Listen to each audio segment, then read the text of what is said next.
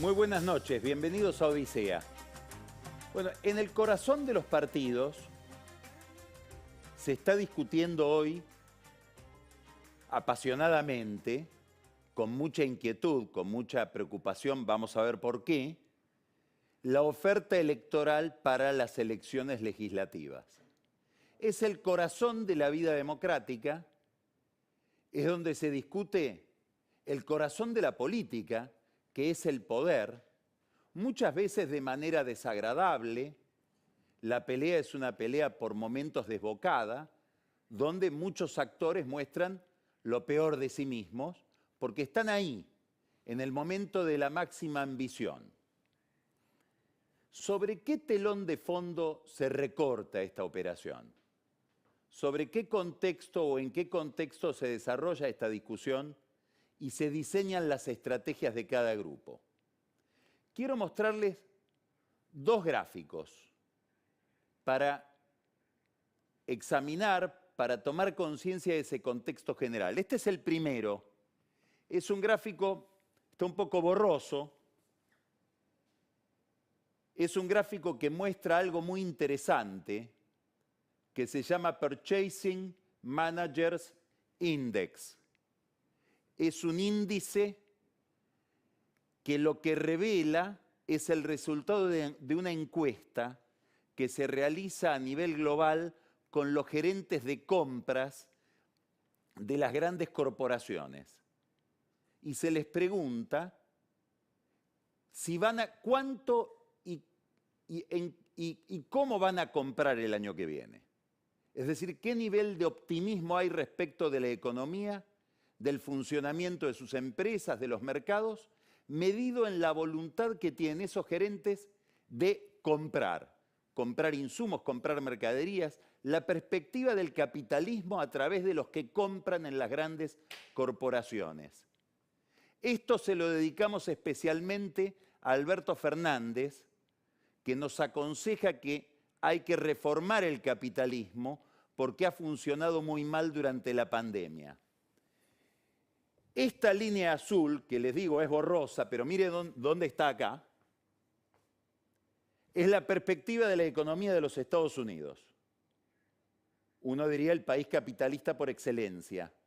Este es el nivel de optimismo de los que manejan compañías, ligado, por supuesto, al comportamiento de los mercados, al comportamiento de la economía de ese país y de las economías donde esas empresas se mueven. Esto es el nivel global, el promedio. Acá tenemos a China. Acá tenemos la zona euro. Perdón, acá tenemos a China, acá tenemos la zona euro, recuperándose también mucho, más que China, más optimismo que China. Y acá tenemos los mercados emergentes, donde está la Argentina, en leve declinación, también China en leve declinación. Estados Unidos, Europa, picando hacia arriba. ¿Habrá que reformar el capitalismo o habrá que tomar alguna lección?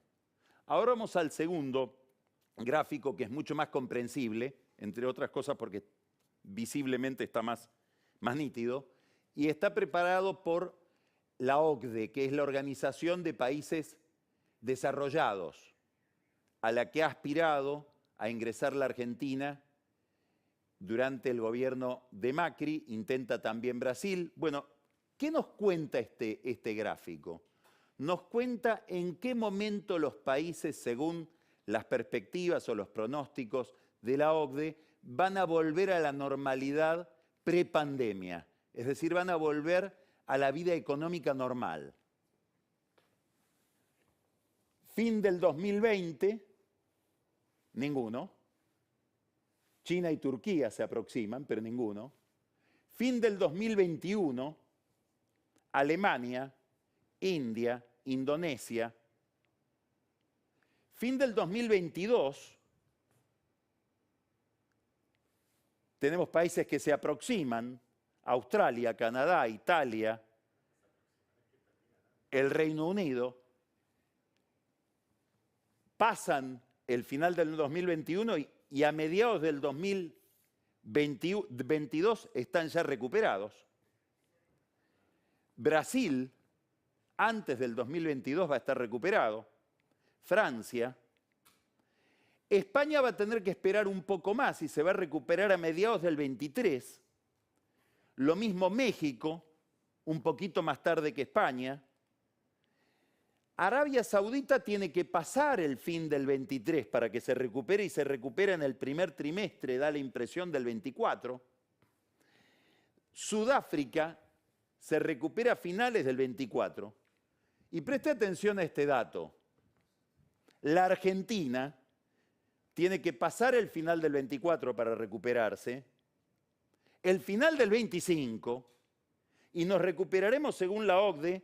Este es el pronóstico que hay sobre la Argentina. No es lo que va a pasar, es lo que se cree que va a pasar según se observa lo que está pasando. Nos vamos a recuperar muy tardíamente, casi llegando a finales del 2026. Comparemos con Brasil, que es comparable, se recupera en el último tramo del 22. México se recupera en el último tramo del 23, nosotros nos vamos a recuperar casi terminando el 26. Fuimos evaluados por un estudio sistemático que viene haciendo la agencia Bloomberg, dedicado exclusivamente al manejo de la pandemia, casos, vacunación, niveles de recuperación, niveles de rebote económico. La Argentina fue evaluada como el peor país de 53 países que están evaluados en ese estudio. Contrasta todo esto con la imagen del presidente comparando su administración en los primeros meses de la pandemia con otros países de la región y del mundo. Bueno, era más larga la carrera. Y en la medida en que la carrera fue más larga, nos fuimos atrasando, y atrasando muchísimo. Me gustaría tener ese cuadro de nuevo en la pantalla, mírelo. Allá nos vamos a recuperar. Sobre este contexto, sobre esta mesa de arena, se están pensando las operaciones electorales, con enorme preocupación de mucha gente de la política. ¿Por qué? Porque esta crisis de la pandemia para la Argentina es una estribación, una caída de una crisis más antigua, que arranca en abril del 18. Hay que recordar aquella corrida cambiaria, que es el comienzo de una crisis que se lleva puesto al gobierno de Macri, apenas después de haber ganado las elecciones del 17. Pero esa crisis que se inicia en abril del 18 se inscribe a su vez en un periodo de 10 años de estancamiento. Entonces aquí hay un problema muy importante de cansancio social, de creación de nuevos pobres, de caída de sectores de la clase media y media baja en la pobreza, por no solamente la profundidad, sino la persistencia del problema económico. Y esto afecta enormemente la elección y vuelve a esta elección una elección muy misteriosa, porque hay muchísima gente que cayó en la pobreza, pero sigue pensándose a sí misma y con aspiraciones de clase media. Y están enojadísimos. Es el señor que tuvo que ir al colegio bilingüe de su hijo a pedir cambiarlo a un colegio parroquial, o del parroquial al público, o tuvo que ir a la prepaga que le cambien de plan por uno más económico, exponiéndose más a cualquier enfermedad. Bueno, esa gente está indignada. ¿Cómo se va a manifestar esto? ¿Quién los va a visibilizar? ¿Quién va a hablar por ellos? Estamos viendo la región y vemos cosas raras. No hay que ir a Colombia necesariamente. Este sábado en Brasil hubo manifestaciones de decenas de miles de personas en las principales ciudades del país y Bolsonaro reaccionó. Está enfurecido. Hoy dio una entrevista con una cantidad de mobileros que lo fueron a interrogar y estaba realmente sacado. Bueno, ¿Qué manifestación va a haber en la Argentina de este estado de cosas? No lo sabemos, no lo sabemos. Lo que hay es preocupación en todos los sectores de la política, sobre todo en el oficialismo y también en la oposición respecto de cómo se va a manifestar electoralmente este problema. Para el Frente de Todos, como siempre, para el kirchnerismo, sobre todo dentro del Frente de Todos, la elección donde se juega, ¿dónde está la colina a retener en esta batalla? Provincia de Buenos Aires con urbano bonaerense. Ahí hay que ganar, porque ganando ahí, Cristina Kirchner, Máximo Kirchner, el núcleo de esta administración, de este oficialismo, conserva el poder. ¿El poder sobre quién? Sobre todo, en principio, sobre el peronismo. Eso se juega en el conurbano. No le quieren ceder el protagonismo a nadie. Es muy probable que cuando veamos el desarrollo de la campaña, en el primer plano nos encontremos con Cristina Kirchner, con Axel Kicillof, con Máximo Kirchner, con Sergio Massa, muy probablemente volcado al interior de la provincia. No va a haber un protagonismo principal de Alberto Fernández en la provincia de Buenos Aires. Probablemente lo manden al interior, lo manden a otros lugares. No le ha ido bien últimamente en algunos lugares donde fue, en otros no pudo ir, Pergamino. Hay un clima raro. Y Cristina Kirchner, que está más que nunca al frente de este problema, que tiene una sensibilidad especial para ver, por el lugar que ella ocupa en la política, el estado de cosas de los sectores más desprotegidos, quiere estar ella al frente, ella y su grupo. Alberto Fernández no va a ser una figura estelar en esta elección, a pesar de que, como siempre que compite un oficialismo en las urnas, el candidato es el gobierno. Quien sea el candidato anecdótico, el que presida las listas, es casi tangencial. Lo que importa es la tarea de gobierno, porque eso es lo que se va a poner en tela de juicio, eso es lo que se va a poner a consideración. Más allá de eso, empiezan a circular nombres. Mi impresión es que todavía no hay un diálogo entre los principales líderes de esta coalición que gobierna para definir al primer candidato de la provincia de Buenos Aires. Se habla de Victoria Tolosa Paz, que es una figura tradicional del peronismo de La Plata, es la mujer de Pepe Albistur, por lo tanto orbita alrededor de Alberto Fernández, tiene una identificación importante con los temas sociales, podría ser la primera candidata.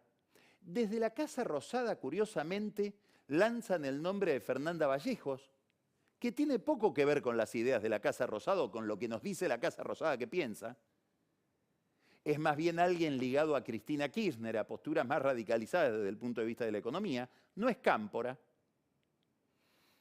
Este nombre refleja un problema muy complicado que tiene Alberto Fernández. El problema de Alberto Fernández es que está subordinado a una jefa que no lo alivia dándole órdenes. No hay instrucciones. Cristina no le facilita la tarea diciendo lo que quiere, ponela a fulana. Entonces él va interpretando, bueno, ¿le gustará Vallejos? Tiro el nombre de Vallejos. Veremos cómo vuelve. Paradójicamente, y estas son las trampas que tiene la política, si uno hipnotizara a Cristina, tal vez si uno hipnotizara a Máximo Kirchner, aparecería otro candidato como primer candidato en la provincia de Buenos Aires. Un candidato irreprochable por su apellido. Hay un apellido en el PJ bonaerense, más bonaerense que Cafiero. Bueno, por ahí Dualde, que dice que está hablando con Patricia Bullrich. Santiago Cafiero podría ser un buen candidato para presidir la lista del oficialismo en estas elecciones bonaerenses. En el kirchnerismo, mucho más que en la Casa de Gobierno, y ahora vamos a ver por qué, dicen que sí. Claro, si yo lo saco a Cafiero de la jefatura de gabinete y lo mando al Congreso, me queda libre una posición en la jefatura de gabinete. que la podría cubrir después de la elección. Quiero preguntarme, y no sé la respuesta, pero la jugada de cubrir al primer candidato de la lista bonaerense del Frente de Todos es la antesala de una jugada posterior a la elección para intervenirle al gobierno a Alberto Fernández. Y esto es una consecuencia de una evaluación que al cabo de 2 años ha hecho Cristina Kirchner de cómo le fue con su experimento de haber puesto al frente de la administración a Alberto Fernández. Este es un gran signo de interrogación que pesa sobre este campamento de plumerillo que es hoy el Frente de Todos, igual que lo es Juntos por el Cambio, es decir, el lugar donde se planifica la batalla. ¿Cafiero sería un buen candidato? Linda pregunta que queda pendiente. Vamos a Juntos por el Cambio, a la otra vereda. Después vamos a hablar con el diputado Fabio Ketlas de qué significa esta elección visto desde la plataforma desde la que él la mira, que es el bloque radical de la Cámara de Diputados. Hay un problema, vuelvo a aquellos cuadros, vuelvo a este estado de situación económico y social que mostrábamos al comienzo. Hay un problema importante en Juntos por el Cambio. ¿Cómo le hablo, en nombre de qué le hablo a ese señor que está enojado, a ese señor, a esa señora, a ese joven que está enojado, sobre todo en los grandes conurbanos? ¿En nombre de qué experiencia de gobierno le hablo? Porque esa gente recuerda que antes del ajuste de Alberto estuvo el ajuste de Macri. Entonces se superpone en la discusión del oficialismo, pero sobre todo más de Juntos por el Cambio, varios factores en el armado de las listas. El primero es cómo le vuelvo a hablar de productividad, cómo le vuelvo a hablar de creación de empleo, cómo le vuelvo a hablar de crecimiento a un elector que probablemente me esté identificando con el ajuste, con la desocupación, con la recesión, si soy de Juntos por el Cambio, porque traigo la experiencia Macri detrás, el final de la experiencia Macri. Primera pregunta. Hay una segunda pregunta. La primera es cómo le hablo al elector. La segunda pregunta que se libra en Juntos por el Cambio y no se libra, al menos por ahora, en el Frente de Todos, es la pregunta por el líder. ¿Quién lidera esa agrupación de ahora en adelante? ¿Macri o alguien que viene a reemplazar a Macri? Ahí primero en la lista Horacio Rodríguez Larreta. Superpuesto al tema de cómo le hablo al elector está este otro problema. Por supuesto que se combinan. Porque Larreta, Vidal, los radicales dicen que se corra un poquito Macri, en todo caso que se esconda un poquito, porque queremos ir a hablarle de economía a ese elector en un clima muy recesivo y la figura de Macri nos complica la conversación. Claro, hay algo de trampa en esto. Necesito también esconderlo a Macri porque le quiero ganar a Macri, porque en el fondo hay un duelo por el 2023 y la candidatura presidencial de Macri, de Larreta, de Vidal, de cualquier otro. Ahí aparecen las candidaturas que piensa Larreta, amparado en la excusa o en el argumento, cada uno elegirá si es una coartada o es un argumento genuino, de que hay que volver a hablar de producción. Entonces busco candidatos peronoides, críticos de lo que puede haber sido la experiencia de ajuste ortodoxa del último Macri, del último tramo del gobierno de Macri, del 18 en adelante. Larreta la quiere a Vidal en la ciudad de Buenos Aires, lo quiere a Santilli en la provincia de Buenos Aires, suponiendo, de esto también me va a encantar escucharlo al diputado Ketlas, que hay una agenda metropolitana, ajena a los distritos. No hay una identidad porteña y mucho menos una identidad bonaerense. Es toda esa área. Por lo tanto, los puedo cruzar a los candidatos.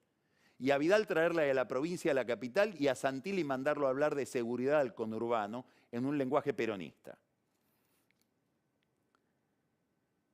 La otra coartada de Larreta, ¿cuál es? ¿Qué le dice al resto? Que le dicen, no. Vamos a ver ahora cómo viene la discusión de las candidaturas. No, que sea Bullrich ligada a Macri en la capital. Eso es un duelo importantísimo, porque es el distrito de Macri y de Larreta. Jorge Macri dice, no, que sea un bonaerense que tiene que venir a hacer Santilli acá. Larreta, ¿qué contesta? No, yo no lo hago en nombre de mis ambiciones, ni de las de Santilli, ni las de Vidal. Tráiganme candidatos que le ganen mejor al kirchnerismo, porque de lo que se trata es de ganar más bancas para impedir una radicalización del gobierno. Yo estoy poniendo no a mis amigos para ganarle la interna a Macri, ¿será verdad? Esto dice Larreta. Estoy poniendo a los mejores candidatos para ganarle al kirchnerismo. El que se oponga a mis candidatos trabaja para Alberto y para Cristina. Ese es el argumento interno de Horacio Rodríguez Larreta.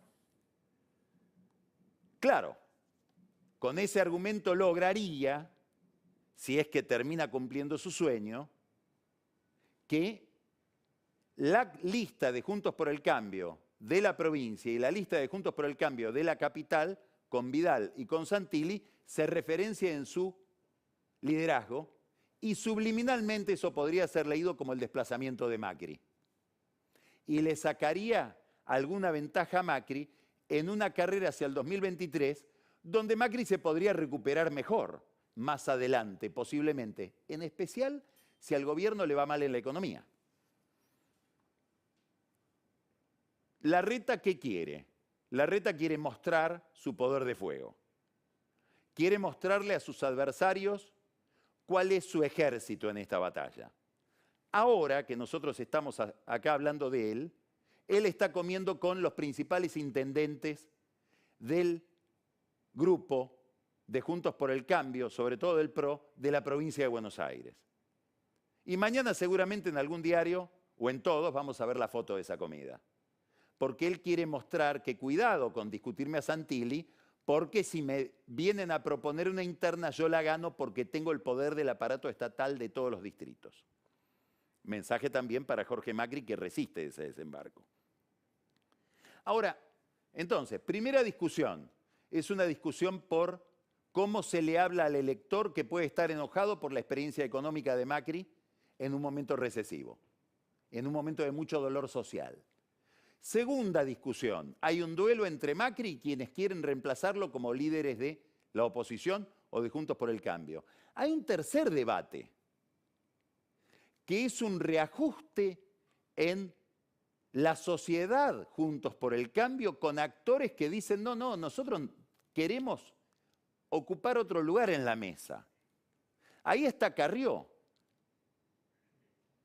que dice, yo estoy mirando la situación social, estoy mirando el descontento de la gente, estoy mirando una escena rara, quiero proponerme como la garante de la unidad.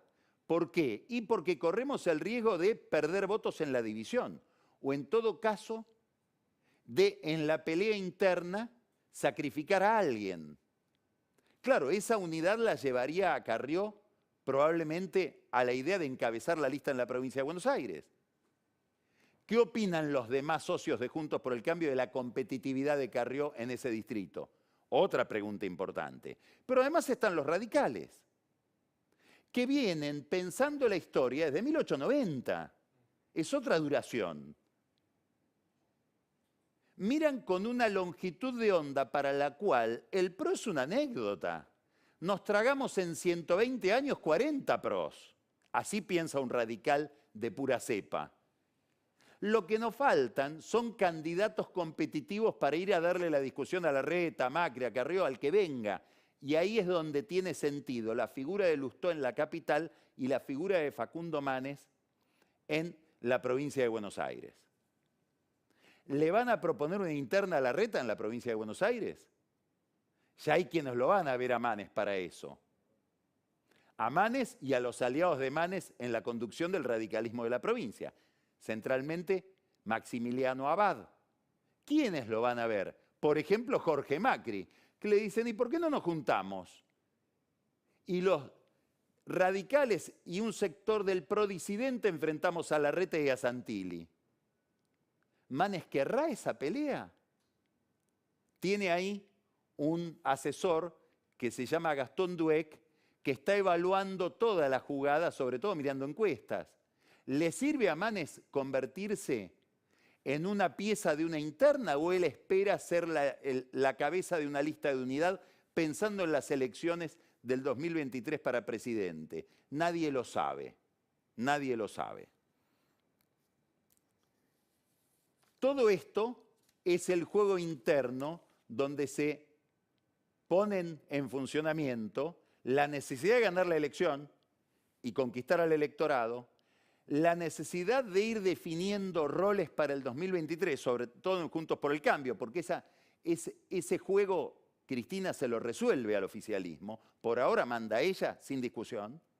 Y tercero, la necesidad dentro de Juntos por el Cambio, veremos qué pasa en el oficialismo después, de ir reacomodando la cotización de cada grupo, con una gran ambición de los radicales de recuperar protagonismo.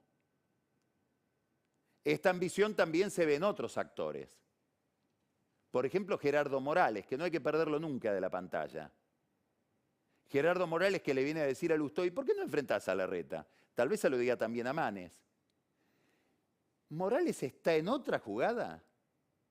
¿Morales, que es tan amigo de Massa, está pensando 2 jugadas adelante en un radicalismo que entre en otra configuración, ya no aliado al PRO, sino aliado a sectores del peronismo y eventualmente a Massa? Hay que agregar a todo esto un factor que mencionó en una declaración en estos días Máximo Kirchner, que tuvo una expresión muy feliz. Dijo, cuidado con el ego. El ego es una mochila que muchas veces se vuelve tan pesada que nos obliga a arrodillarnos. El efecto paradójico del ego, que está muy en funcionamiento en estos momentos cuando se deciden las listas, la disputa por el poder interno y electoral. Morales mira a Massa. Massa se distancia, hace su carrera. Massa no renunció, a pesar de los niveles de rechazo que tienen las encuestas, a una carrera presidencial en el mediano plazo. Por eso viajó a Estados Unidos, mostrando que él es un amigo, vamos a decirlo en los términos en que lo diría, por ejemplo, Alicia Castro, un amigo del imperio.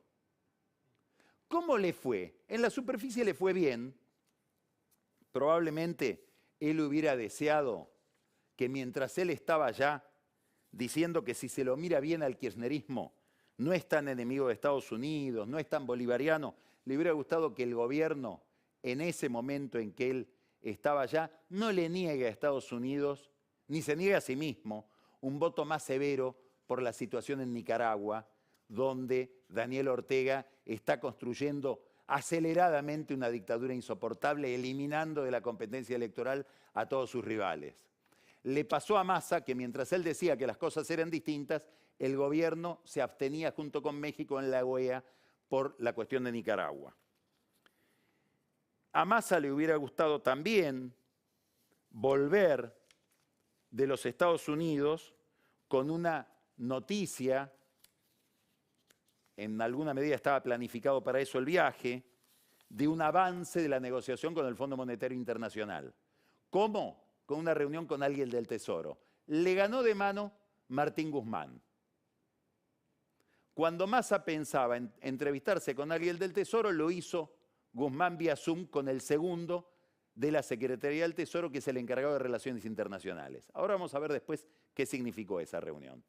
Lo más lindo del viaje de Massa para él, la reunión con Clinton. Una comida que habría que pensar que Massa hizo un milagro si logró que Clinton salga a comer de su casa, sobre todo con alguien del tercer mundo, por decirlo simpáticamente, sin cobrar $250.000, que es lo que cobra habitualmente Clinton para moverse en estos casos. Aparece Massa muy simpáticamente dándole la camiseta de Tigre. Se ve más la imagen de Banco Macro que la imagen de Tigre. Habrá que ver si no es el Banco Macro o algo. A ver, Jorgito Brito, que es tan amigo de Massa, habrá aportado algo para las necesidades de Clinton. Más allá de eso, están los que se preguntan, ¿le conviene tanto al Banco Macro aparecer tan vinculado a la política cuando es un banco que cotiza en Estados Unidos? ¿Puede haber alguien que le confía en las acciones, en los ADR del Banco Macro y se pregunte, ¿tanta política será conveniente? Pregunta que hay que hacerle a Massa, ni siquiera al Banco Macro. Lo concreto es que el viaje sirvió para una diferenciación de Massa respecto de la política exterior más o menos completa. Esa misma política exterior empieza a modificarse. Hoy hay una corrección importante. Después de una repercusión muy negativa que tuvo la abstención de la Argentina en la OEA en el tema Nicaragua junto con México, no sabemos si, como dice una versión, por presión de Estados Unidos a México, México cambia de posición y arrastra de nuevo a la Argentina, o por una decisión del propio Alberto Fernández que dice, la verdad, acá nos equivocamos. Hoy la Cancillería, en un gesto de malestar con la dictadura de Daniel Ortega, le pide al embajador Daniel Capitanich, hermano de Jorge Capitanich, el chaqueño, el gobernador de Chaco, que vuelva a Buenos Aires. Cuando se retira un embajador, lo que se le está diciendo al país en el cual está destacado ese embajador, no me gustan las cosas que estás haciendo. Lo mismo hizo México con el suyo. Y mañana se va a discutir el tema Nicaragua, también el tema Venezuela, en la Comisión de Derechos Humanos de Naciones Unidas en Ginebra. Y la Cancillería Argentina promete también una posición muy firme de condena a Nicaragua. Es como que Alberto Fernández volviera sobre sus pasos. Y aclaran en el kirchnerismo, no en el gobierno. Cuidado, porque esto lo hizo Alberto por Alberto, ¿eh? Porque si Cristina detesta a alguien, es a Daniel Ortega, sobre todo por toda la causa escandalosa que tuvo Ortega de relación tan complicada de estupro con su hijastra, con su mujer, que manda tanto más que él en Nicaragua, alineándose con él y no con la hija, todo un desastre moral en la vida privada que es pública de los Ortega, porque son delitos en Nicaragua. O sea que esto lo hizo Alberto, fue y volvió por su propia vocación. Como dice muchos amigos de Cristina Kirchner, no es títere, se hace el títere. Importante lo de derechos humanos porque hoy aparece toda una polémica por un pronunciamiento de Michelle Bachelet, volvemos a Naciones Unidas, alta comisionado para los derechos humanos, donde hace un balance de los derechos humanos en el mundo, critica mucho a China y habla al pasar de Formosa. Entonces, desde la oposición, gente que sigue estos temas como Diego Guelar, por ejemplo, dice, cuidado, que Cristina Kirchner está hablando Michelle Bachelet está hablando de los derechos humanos en Formosa, y Michelle Bachelet es la guía de Alberto Fernández en materia de derechos humanos. Es decir, él ablanda su posición, por ejemplo, con Nicaragua, amparándose en los informes de Bachelet. Aclaran en el gobierno, lean bien el mensaje de Bachelet, porque ella está hablando de Formosa como un caso exitoso, donde intervino Naciones Unidas en combinación con el gobierno de Gildo Infran y salió todo bien en el manejo de la pandemia. Debate acerca de la postura de las Naciones Unidas sobre los derechos humanos y la pandemia en Formosa.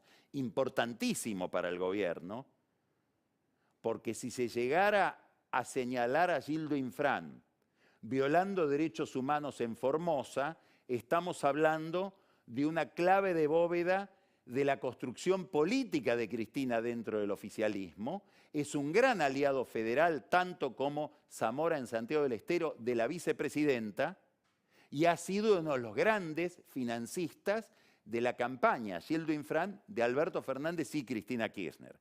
Entonces, que le señalen a Gildo Infran como con algún problema en el área de derechos humanos es un tiro en el corazón del kirchnerismo. Queda como balance de todo esto la situación de la Argentina en relación con el fondo, que no está desconectada de todo este panorama internacional. Guzmán logró que lo atiendan en el Tesoro de los Estados Unidos por primera vez para decir que lo que dicen todos, estamos de acuerdo con que la Argentina firme un acuerdo con el fondo, etcétera, etcétera, etcétera, va a contar con nuestro apoyo. ¿Qué? ¿Qué va a contar con nuestro apoyo? El acuerdo con el fondo. Mientras tanto, insisto en algo que venimos señalando con mucha insistencia acá, el embajador Nakamae sigue pronunciándose en Buenos Aires sobre el problema del Club de París y recordando que tiene que haber un acuerdo con el fondo antes. No sabemos si Guzmán le está prestando suficiente atención. Mi impresión es que el que está registrando esto es Solá, Felipe Solá, que mañana inicia un viaje a New York y después se va.